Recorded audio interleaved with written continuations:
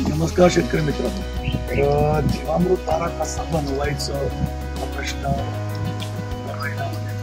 आलेल्यानंतर मला विचारला होता की कसं बनवायचं. तर या पाकिटामध्ये कसं आहे की एक आपण चिठ्ठी टाकलेली आहे, त्या चिठ्ठीमध्ये सगळे इन्स्ट्रक्शन दिलेले आहे. तर आपण एक याचा व्हिडिओ बनवतो की हे कसं बनवायचं. जीवामृत बनवायला हे एक पाकिट 200 लिटर पाणी, 2 किलो गूळ,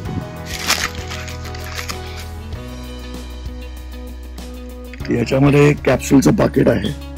सध्या हे कॅप्सूलचं पाकिट आहे, पण नंतर हे सगळं मिक्स येईल.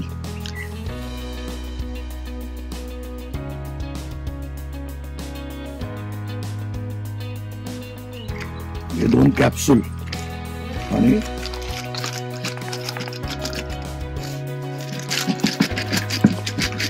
सॉरी 2 किलो गूळ हे टाकलं.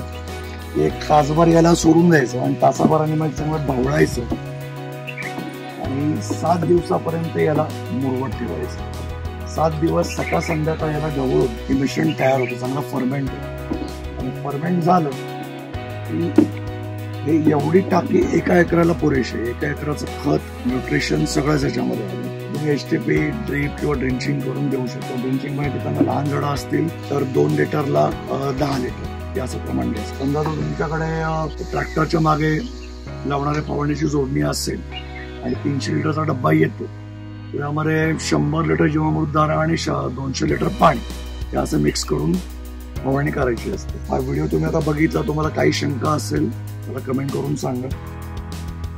पुन्हा भेटूया आपण अशाच एका व्हिडिओमध्ये एका नवीन भाषणात. नमस्कार.